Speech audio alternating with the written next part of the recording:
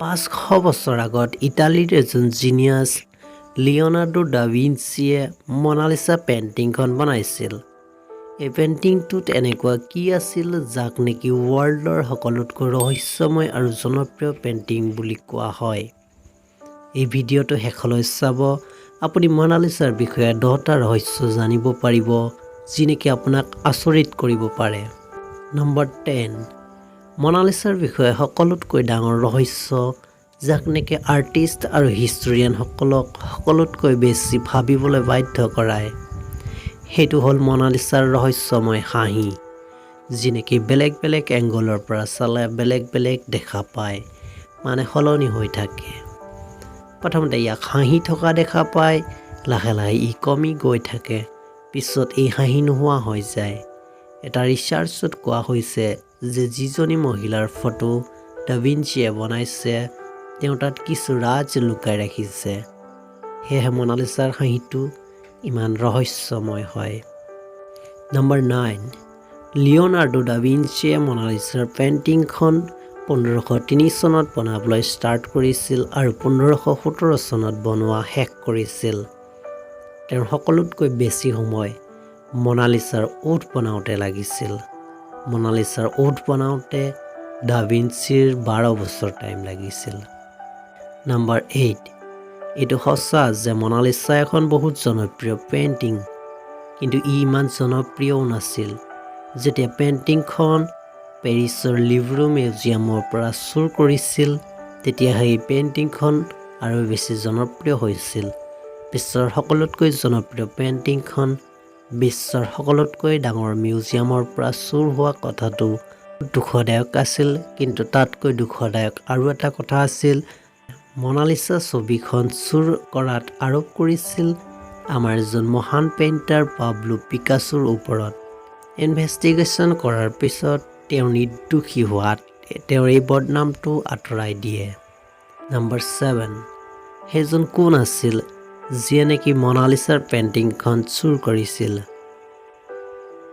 1911 চনৰ 21 আগষ্টত ইয়াক চুৰ কৰা হৈছিল, কিন্তু সেইদিনা এই চুৰ হোৱা কথাটো কোনেও গম পোৱা নাছিল আৰু ইয়াক দ্বিতীয় দিনাহে গম পায়। লuvre মিউজিয়ামটো এক সপ্তাহৰ কাৰণে ইনভেষ্টিগেশ্যন কৰিবলৈ বন্ধ কৰি দিয়া হয়, হয়তো পেইণ্টিংখন মিউজিয়ামৰ কোনোবা কোঠাত ৰাখিছে বুলি, কিন্তু পিছত গম পালে যে মিউজিয়ামৰ এজন ৱৰ্কাৰ ভিনচেঞ্জো পিৰুগিয়াই চুৰ কৰিছিল বুলি। তেওঁ মিউজিয়ামৰ এটা কোণত লুকাই গৈছিল আৰু মিউজিয়াম বন্ধ হোৱাৰ পিছত নিজৰ কোটত ভৰাই পলাই গৈছিল। নম্বৰ 6, আজিলৈকে এইটো ৰহস্য হৈ আছে যে মনালিসা কোন আছিল, মানে দা ভিঞ্চিয়ে এইটো কাৰ ফটো বনাইছিল, এইজন কোন মহিলা আছিল? বেছিভাগ স্কলাৰৰ মতে এই ফটোখন লিসা ঘেৰাৰ্ডিনিৰ আছিল, যি নেকি ফ্ৰান্সৰ এজনী ইটালিয়ান মহিলা আছিল, কিন্তু এটা থিয়ৰীত কোৱা হয় যে মনালিসা লিওনাৰ্ডো দা ভিঞ্চিৰ নিজৰ ফটো আছিল। ইয়াৰ অৰ্থ তেওঁ নিজৰ ফটোখন এজনী মহিলাৰ ৰূপত বনাইছিল। নম্বৰ 5, এই সুন্দৰ ফটোখনক বেয়া কৰিবলৈ বহুতবাৰ চেষ্টা কৰিছিল। 1956 চনত বলিভিয়াৰ টুৰিষ্ট এজনে শিল দলিয়াইছিল, যাৰ বাবে মনালিসাৰ বাওঁ হাতৰ কিনাগুটিৰ কাষত এটা বগা দাগ বনিছিল। পিছত ইয়াক ৰিষ্ট'ৰ কৰিছিল, কিন্তু সেই দাগটো এতিয়াও অকণমান দেখা পায়। ইয়াৰ আগতেও এজন লোকে ইয়াৰ ওপৰত এচিড পেলাইছিল, সেয়েহে এই ফটোখনৰ চিকিউৰিটিৰ কাৰণে ইয়াক বুলেট প্ৰুফ বাকচৰ ভিতৰত ৰখা হৈছে, কিন্তু ইয়াৰ পিছতো এজনী লেডীয়ে ইয়াৰ ওপৰত লাল পেনেৰে দাগ বনাবলৈ চেষ্টা কৰিছিল। নম্বৰ 4, লিওনাৰ্ডো দা ভিঞ্চি এজন বিশ্ব প্ৰসিদ্ধ ৰাইটাৰো আছিল, কিন্তু আচৰিত যে তেওঁ নিজৰ কিতাপত কেতিয়াও ইমান জনপ্ৰিয় ফটোখনৰ বিষয়ে একো লিখা নাই। নম্বৰ 3, ছেকেণ্ড ৱৰ্ল্ড ৱাৰৰ সময়ত এই ফটোখন 6 বাৰ নিজৰ জেগাৰ পৰা সলনি কৰা হৈছিল যাতে এই পেইণ্টিংখন জাৰ্মান নাৰ্জীৰ হাতত নেলাগে। নম্বৰ 2, দা ভিঞ্চিৰ এজন ষ্টুডেণ্টে 1514 পৰা 1516 চনৰ ভিতৰত মনালিসাৰ এটা নিউড ভাৰ্জনো বনাইছিল, যাক মনোভানা বোলা হয়। এই ফটোখনৰ হাত আৰু শৰীৰৰ পজিশ্যন একদম ভিঞ্চিৰ মনালিছাৰ লগত মিল কোৱা হয় যে এইখনো ডা ভিঞ্চিয়ে বনাইছিল বুলি। এই ফটোখন পেৰিছৰ কণ্ডে মিউজিয়ামত ৰখা আছে।